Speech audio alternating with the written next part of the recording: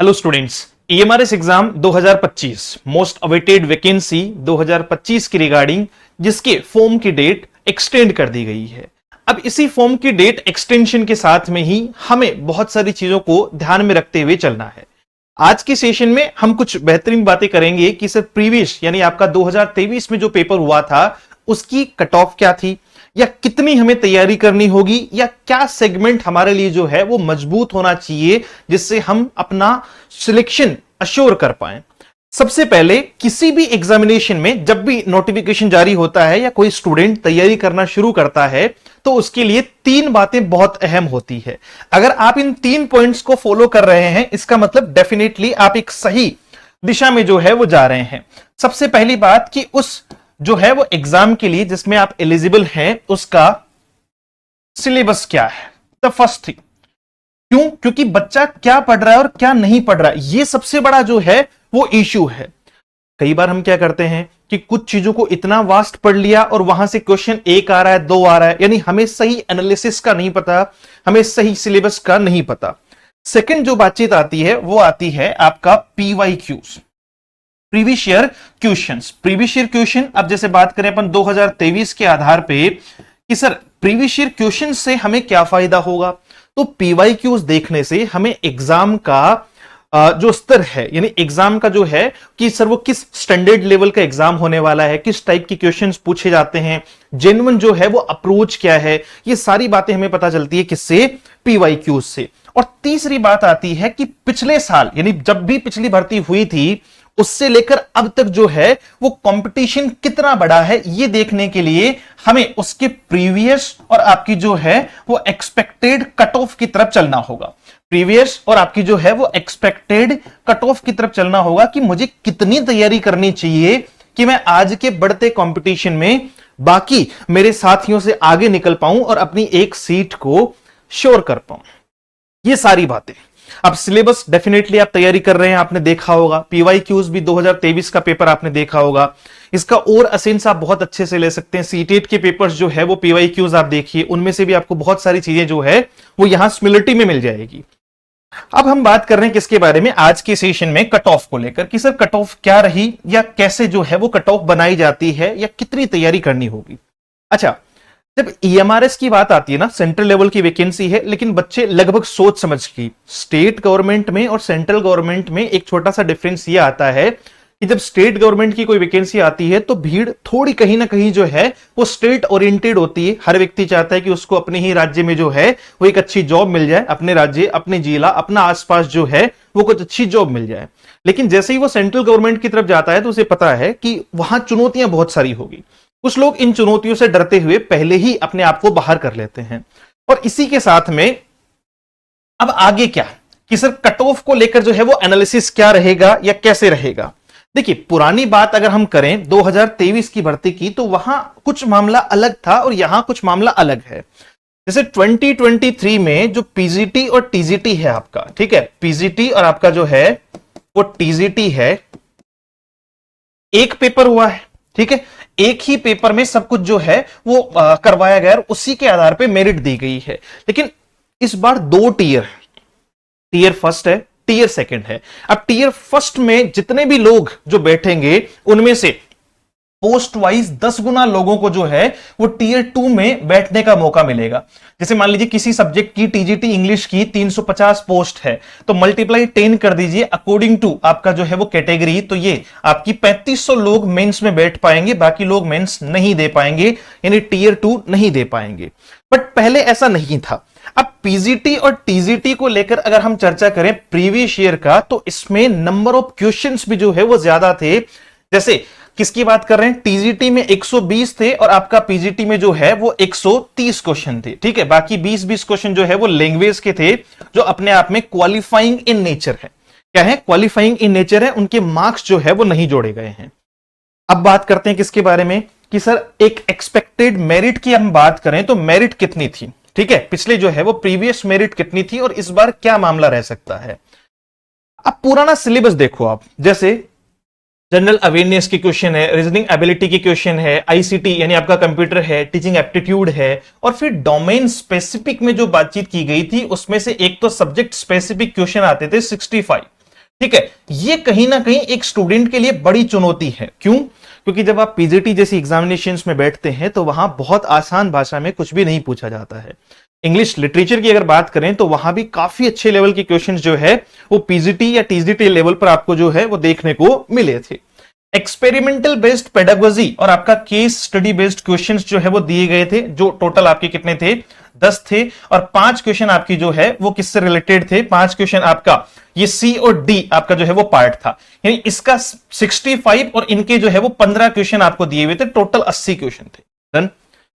ये पुराना मैटर है, इस बार पूरा चेंज हो चुका है, इस बार पूरा चेंज हो चुका है। इसका जो स्तर है उसके आधार पे, यानी जिन बच्चों ने एग्जाम क्वालिफाई किया उनकी जो मेरिट है वो क्या रही? ये रहा आपका प्रॉपर जो है वो आपके सामने जो 2023 का डाटा है। ये आपका एग्जिट कहां से लिया हुआ है? वेबसाइट से लिया हुआ है, इसका मतलब वैलिड डाटा है। आप आराम से अपनी जो है वो खुद की मेरिट देख सकते हैं कि आपकी कैटेगरी में आपकी मेरिट क्या रही है। जैसे हम सबसे पहले बात करते हैं किसके बारे में, यहां देखिए यूआर है, EWS, OBC, SC, ST, OH, आपका जो है वो हैंडीकैप कैटेगरी, और ये सारे के सारे। यहां सबसे पहले पीजीटी इंग्लिश वालों की बात करते हैं, तो पीजीटी इंग्लिश में जो यूआर कैटेगरी के लोग हैं, बाकी अपनी कैटेगरी को जरूर देख लीजिएगा, मैं फिलहाल यहां इंग्लिश की बात कर रहा हूं। पीजीटी जो है वो इंग्लिश के लोग हैं यूआर कैटेगरी में, उनके 79.50 मार्क्स पर सिलेक्शन होगा। ये जब भी मेरिट की बात आती है ना, तो मेरिट हाईएस्ट को नहीं काउंट करते हैं, मेरिट करते हैं लोवेस्ट को, यानी वो सबसे लास्ट का स्टूडेंट जिसे इस एग्जाम में यानी आपका फाइनल सिलेक्शन के लिए शामिल किया गया, डीवी के लिए बुलाया गया, उनके मार्क्स कितने थे? 79 थे। यानी मैं अप्रोक्सीमेट अगर 80 मार्क्स मान के चलूं तो 80 का जो है वो सिनेरियो क्या है, कितने में से? पीजीटी की बात कर रहे हैं, आपका 80 जो है वो कितने में से आने चाहिए? 130 में से जो है वो इन्होंने गेन किए हैं। 130 में से कितने गेन किए गए हैं? 80 मार्क्स जो है वो गेन किए हैं यूआर के लिए। ठीक है, 80 प्लस आप अब इसको कहो, क्यों? क्योंकि मेरिट तो इससे ऊपर बनी हुई, मेरिट तो इससे ऊपर बनी हुई है। अगर वही अपन बात करें बाकी कैटेगरीज में, जैसे पीजीटी इंग्लिश में आपका जो है वो ओबीसी वालों के लिए 75 आउट ऑफ 130, आपका जो है वो एससी है ये, अच्छा यूआर के बाद में ईडब्ल्यूएस है, और फिर आपका ओबीसी है, ओबीसी के लिए 74 है, वो ऊपर देख लीजिएगा एक बार, ये 75 है ईडब्ल्यूएस का, ये 74 है, फिर आपका 68.75 है, 63 जो है वो आपका एसटी का है। तो इस तरीके से ये जो है वो क्या बनी हुई है, आपकी कट ऑफ बनी हुई है पिछले साल की 2023 की पेपर की। फर्क क्या था कि सर उसमें डोमेन स्पेसिफिक टीयर जो है वो एक ही था, और उसी में तो सब्जेक्ट ओरिएंटेड क्वेश्चन आ रहे थे और उसी में जनरल क्वेश्चंस जो है वो पूछे जा रहे थे। इस बार क्या चेंजेस हो सकते हैं? एक टीजीटी इंग्लिश की अपन और बात कर लेते हैं, अपन अपने सब्जेक्ट की बात कर लेते हैं। अगर आप टीजीटी इंग्लिश की बात करेंगे तो यूआर के लिए 74.25 ये है 120 में से, और वहीं आपका 66.75 ये जो है वो ईडब्ल्यूएस के लिए है। उसके बाद में ओबीसी के लिए 66, एससी के लिए 62 और एसटी के लिए जो है वो 50 है ना। एससी एसटी के बच्चों के लिए काफी कम जो है वो मेरिट देखने को मिली है कंपैरेटिवली, जो है वो हम बात करें किसमें, यूआर कैटेगरी में। तो ये तो प्रीवियस कट ऑफ है। अब इस बार क्या जो है वो बदलाव किया जा सकता है, किस तरीके की चीजें बदली जा सकती है? कहीं ना कहीं पिछली बार जो कंपटीशन था वो एक ही पेपर में था, इसलिए स्टूडेंट कंप्लीटली डेडिकेटेड था एक पेपर को लेके, डन। लेकिन इस बार 2 टीयर हैं। अब टीयर 1 में जनरली सारे ही स्टूडेंट हैं, और उन्हें यहां जो मौका है वो सब्जेक्ट स्पेसिफिक मौका किसी के पास नहीं है, मतलब सब लोग बराबर हैं। अगर वो तैयारी कर रहे हैं तो, अगर आप अच्छी मेहनत कर रहे हैं तो आपको जो क्वालिफाई करना है वो कहां से क्वालिफाई करना है? आपको इस पैटर्न में से क्वालिफाई करना है। 10 क्वेश्चन जीए यानी जनरल अवेयरनेस के, 15 रीजनिंग के हैं, 15 आईसीटी के हैं, ये अपन बात कर रहे हैं किसकी, पीजीटी की। 30 क्वेश्चन आपके टीचिंग एप्टीट्यूड के हैं, और डोमेन स्पेसिफिक में आपका 30 क्वेश्चन जोड़े हैं, जिसमें से 20 क्वेश्चन तो एक्सपेरिमेंटल बेस्ड पेडागोजी हैं, और आपका 10 question NEP national education policy 2020 है, और वहीं आपका लैंग्वेज है जो आपका पासिंग है। समझ पा रहे हैं आप मेरी बात को? ये जो ओवरऑल है वो इस बार मामला है 100 नंबर का, यानी जिन बच्चों के 100 में से अब सिलेक्शन को जो है वो देखा जाएगा। आप मिनिमम अगर काउंट करते हैं, देखिए मैक्सिमम तो आप जो है वो पूरे में से पूरे लाएं, ये भी अच्छी बात है, लेकिन एक अच्छी कैटेगरी में आपको मिनिमम 70 प्लस जो है वो काउंट करके चलने चाहिए, अगर हम लोग क्या चाहते हैं, अपने आप को सिक्योर चाहते हैं। हालांकि इस पेपर में लगभग स्टूडेंट जो है वो कहीं ना कहीं ऑन एन एवरेज ही आएगा, देखिए मैं इंग्लिश से हूं, जैसे आप एक एग्जाम्पल समझिएगा, मेरा लिटरेचर बहुत अच्छा है, मैं एज एन स्टूडेंट आपसे बात कर रहा हूं। अगर स्पेसिफिक डोमेन सब्जेक्ट होता तो मैं इंग्लिश लिटरेचर में अच्छे मार्क्स बना लेता, लेकिन हर बच्चे का जीए, रीजनिंग, टीचिंग एप्टीट्यूड या फिर आपका जो है वो डोमेन स्पेसिफिक में आपका जो है वो ये क्वेश्चंस, और ये जो पार्ट है खास तौर से ये जो पार्ट है वो काफी क्रिएटिव पार्ट है। क्रिएटिव मतलब क्वेश्चन, नंबर ऑफ क्वेश्चंस है या आपका सेंस ऑफ क्वेश्चंस है, उनको बदला जाता है बार बार। आप केस स्टडी बेस्ड देखेंगे तो कोई ऐसा पैटर्न नहीं है जिसमें आप ये पकड़ पाए कि हाँ कोई पुराना जो है वो रिवाइज हो गया हो, या कि सर सारे के सारे हम प्रीवियस ईयर पढ़ लें तो क्या उनमें से आ जाएगा। कोई हो सकता है 5-7% जो है वो ऐसी संभावनाएं बने, लेकिन ये न्यू ओरिएंटेशन में जो है वो पूछ ले जाते हैं। एक्सपेरिमेंटल बेस्ड पेडागोजी में भी सेम टू सेम यही चीज है। टीचिंग एप्टीट्यूड को आप बेहतर तैयार कर सकते हैं, लेकिन बहुत सारे स्टूडेंट्स के लिए एक चुनौती है टीचिंग एप्टीट्यूड। अब यहां से दो बातें मैं आपको जो है वो बता देता हूं। सबसे पहले, आप अगर टेलीग्राम चैनल ज्वाइन करना चाहते हैं तो ईएमआरएस टीजीटी 2025 सर्च करें, या फिर आप सर्च करें ईएमआरएस पीजीटी 2025। ये तो हो गया अपना टेलीग्राम चैनल।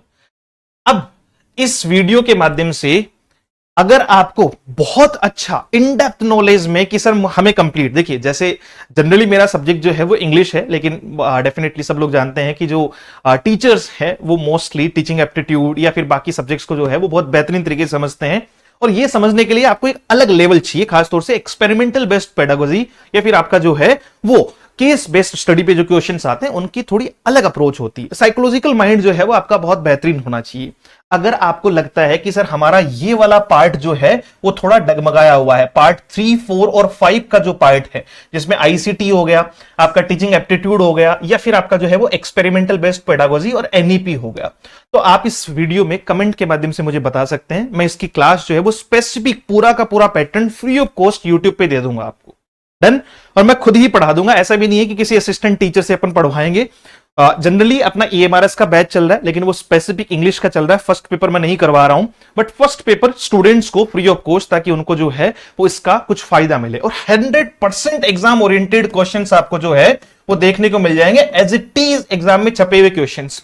आईसीटी वगैरह तो सोचो ही मत, ऐसे मतलब ऐसे जनरल क्वेश्चंस जो है वो आपको पूछे जाते हैं, बट जिस बच्चे का कंप्यूटर नहीं रहा उसके लिए अपने आप में क्या है, एक क्वेश्चन मार्क है। डन।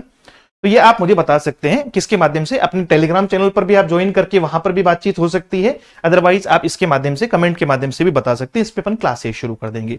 तैयारी जो है वो बेहतरीन रखो, दोनों में 100 नंबर के पेपर हैं। 70+ टारगेट करके चलो कि भाई कुछ भी हो, चाहे आपका जो है वो इधर हो उधर हो, मतलब 70+ टारगेट करने का मतलब ये नहीं है कि 70 ही मेरिट जाएगी, लेकिन 70+ में थोड़ा सिक्योरिटी महसूस होती है कि हाँ सर 70% मार्क्स हैं, इसका मतलब कहीं ना कहीं हम जो है वो टीयर 2 में जाने के लिए डेफिनेटली एलिजिबल हो जाएंगे। लेकिन अगर कोई स्टूडेंट सोचता है कि सर 40% 30% में काम चल जाएगा क्या, तो कहीं ना कहीं आप जो है वो पहले ही इस बात को समझ पा रहे हैं कि ऐसा पॉसिबिलिटीज कम है। जैसे रीजनिंग में लगभग बच्चा जो है वो अच्छे मार्क्स बना लेता है, आपका आईसीटी में भी लगभग जो है वो अच्छे मार्क्स बना लेता है। दिक्कत तो सबसे पॉइंट ऑफ व्यू वाली दिक्कत तो जो है वो यही है।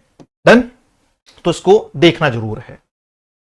इसके अलावा जो स्टूडेंट्स इंग्लिश से तैयारी कर रहे हैं, अच्छा ये जो 2 टेस्ट सीरीज है अपनी, ईएमआरएस टीजीटी 2025 और आपका जो है वो ईएमआरएस पीजीटी 2025, देखिए हमारी जो टेस्ट सीरीज है फर्स्ट पेपर के लिए हम लोग टेस्ट सीरीज जो है वो लॉन्च कर रहे हैं 5 नवंबर, यानी 5 नवंबर को ये टेस्ट सीरीज लॉन्च होगी। मतलब ऐप में जो है वो आपको शो करना शुरू हो जाएगी। आप इसमें अगर जुड़ना चाहते हैं तो आप इस नंबर पर, अपना हेल्पलाइन नंबर है 7410928696, इस पर EMRS TGT PGT test series लिखकर जो है वो सेंड कर दीजिएगा, ताकि आपको वहां पे एक ग्रुप में इनरोल करवा लिया जाएगा।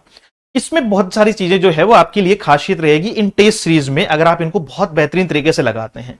एक तो हमारे सारे के सारे जो टेस्ट होंगे वो सबसे पहले टॉपिक वाइज जो है वो कवर अप होंगे, है ना, टॉपिक टू टॉपिक, कि भाई इंग्लिश में भी जैसे नाउन को अलग कवर किया हुआ है। उसके बाद में सब्जेक्ट टेस्ट होंगे कि एक साइड में जो है वो आपका इंग्लिश हो गया, हिंदी हो गया, आपका जो है वो टीचिंग मेथड हो गया, एनईपी हो गया, इस तरीके से। फिर हम चलेंगे फुल सिलेबस बेस्ड जो है वो एग्जाम पैटर्न, यानी आपका 100 नंबर वाला। इसके अलावा बीच में जो है वो रिवीजन टेस्ट, इनके बाद में कि सब्जेक्ट टेस्ट हो गए या इनके जो है वो रिवीजन टेस्ट हो गए, और प्री ईएमआरएस टेस्ट जो लगभग एज इट इज कॉपी मिलेगा आपको स्टैंडर्ड लेवल पे। इसमें हमने सीटेट वगैरह से रिलेटेड सारे जो क्वेश्चंस हैं, पीवाईक्यूज हैं, उनको भी शामिल किया है ताकि आप उनसे भी रूबरू हो सके, आपको पता चले कि हाँ लेवल ऑफ क्वेश्चन जो है वो कैसे पूछा जाता है, कैसे आता है। तो ये सारी चीजें आपको जो है वो मिल जाएगी इस टेस्ट सीरीज में। और जो बच्चा क्लास ले रहा है, इंग्लिश से है खास तौर से, और वो हमसे जुड़ना चाहता है, तो वो डेफिनेटली अपने एप्लीकेशन के माध्यम से, क्लासेज चल रही है आपकी अभी, तो हम जो है वो पहले स्टार्टिंग में टारगेट कर रहे हैं ग्रामेटिकल पार्ट का, ताकि फर्स्ट वाले में जो 10 क्वेश्चन आएंगे इंग्लिश के वो खत्म हो जाए।